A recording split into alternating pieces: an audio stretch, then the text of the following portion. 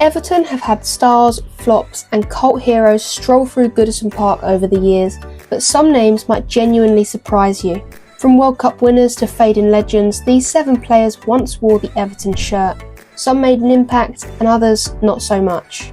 Hello and welcome back to INMR, where today we're counting down the 7 players you probably forgot played for the Toffees. First up, Josh King. After a 6-year stint at Bournemouth, King joined Everton in the 2021 winter window. Given his Premier League experience, you'd expect goals, right? Wrong. In 11 appearances for the Toffees, he didn't score once. Surprising given his reputation as a reliable striker. King left that summer for Watford on a free transfer and later admitted he felt a bit misled about his game time. Nowadays, he's playing in Ligue 1 for Toulouse, quietly getting back to form. From a striker who disappeared to a legend whose Everton chapter is almost forgotten. Next up is Paul Gascoigne. Gazza joined Everton in July 2000, reuniting with former Rangers boss Walter Smith. Over 2 seasons, he made just 38 appearances and scored 1 goal, which was his final goal in English football against Bolton in November 2001. Injuries, fitness issues and personal struggles meant that his Everton career fizzled out quickly. By March 2002, just after David Moyes replaced Smith, Gazza was gone.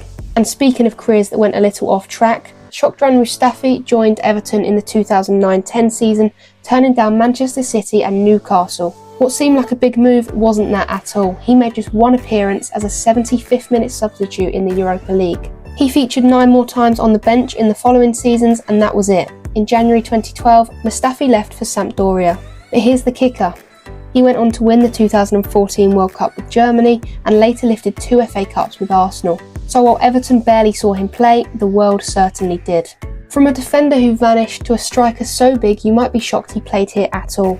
Samuel Eto'o, one of the greatest strikers of his generation, joined Everton in 2014 as a free agent from Chelsea. He said he wanted to win the Europa League with the Toffees. He debuted against Chelsea, scoring a header, but Everton lost 6-3. After just 20 matches and 4 goals, Eto'o left for Sampdoria.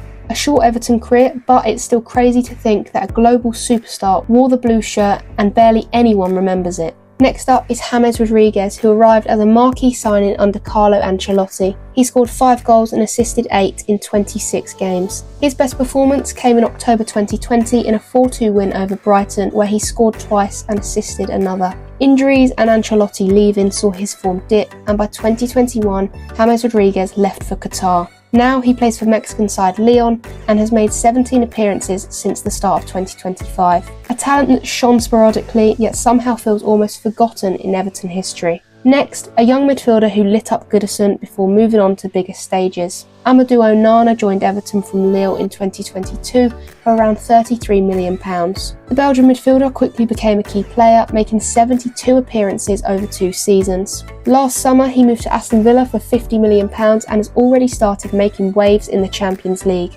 Premier League fans might have forgotten he even wore the Everton shirt, but he made his mark before stepping onto a bigger stage.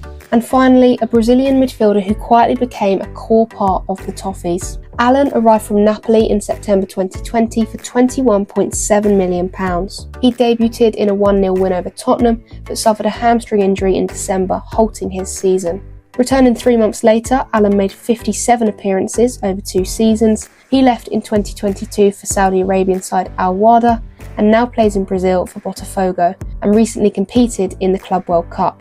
A steady, consistent presence, yet one you might have completely forgotten about. So there you have it. Those are the 7 players who walked through Goodison Park and yet somehow potentially slipped your memory. Which of these players did you completely forget played for Everton? Let me know down in the comments. That is where I'm going to end today's podcast, but there are plenty of others that you can go and listen to.